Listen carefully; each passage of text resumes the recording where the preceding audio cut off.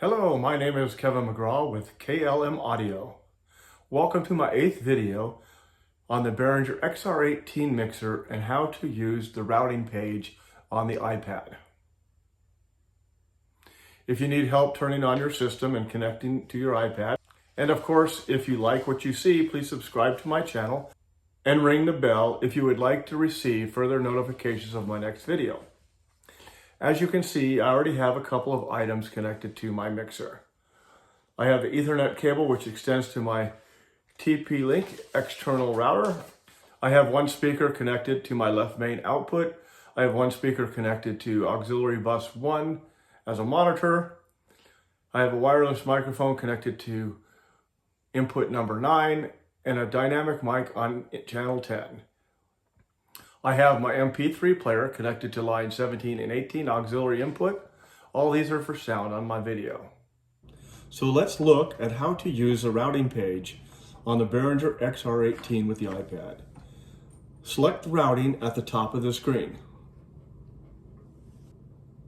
The Behringer has done a great job presetting the router pages. First, select the Inputs tab. Down on the left side are 16 channels. And across the top are 18 channels and an off. Say you want to turn channel 2 off. Come over here to channel 2 and turn it off.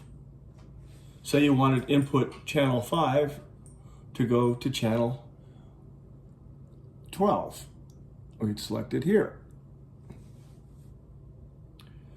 For now, we will return those channels to their original locations.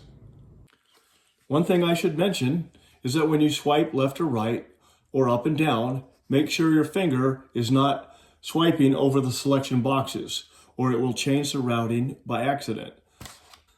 Swipe the list on the left to go up and down. Swipe the list on the top to go left or right. Pretty straightforward. Next is the USB returns. These are used to bring audio into your mixer from another source, say a laptop. Pretty similar to the inputs window. However, down the left side, they have added auxiliary left and right and 4 effects inputs. Across the top, they've added USB 17 and 18. And aux 17, 18 is selected. Normally, you will leave the USB returns where they are factory set. Next is the Outputs tab. Here, you will have the routing to send your individual channels to a DAW software on a computer so that you can remix your music and say, create a live album recording. As you will notice, Channel 1 corresponds to USB 1 and straight down the line through 17 and 18.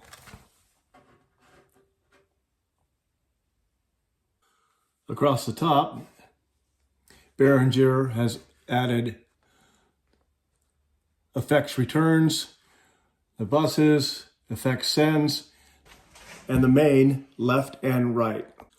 On the far right, you can select how you would like to send your information. Most likely analog if you're sending to a DAW.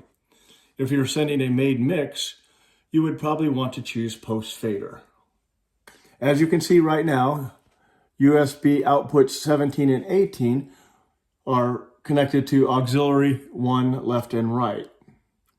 But let's change those to the main left and right and change those to post fader. Now, along with your 16 inputs that you're sending to your DAW, you can send a stereo mix. The next tab is for P16 outputs. I use P16s for additional IEMs or in-ear monitors for musicians who are stationary, like the drummer or the keyboard player. I will discuss P16 monitors in the future video. The next tab is the Auxiliary Outputs tab. Here is where you send what inputs you want to go to your buses. As we slide over, you can see that bus 1 is to aux 1 down to aux 6. which is typically where you would have that set. And the last tab is the main outputs tab. Here, I would like to point out that the main speakers are set to left and right.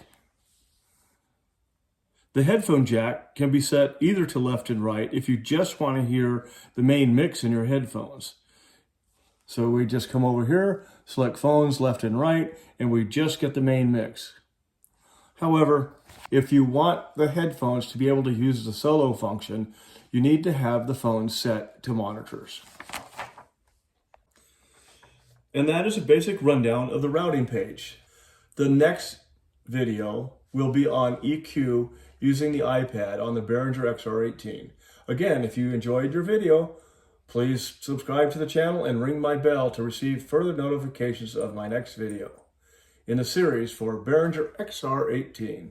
Thanks. I'm Kevin with KLM Audio.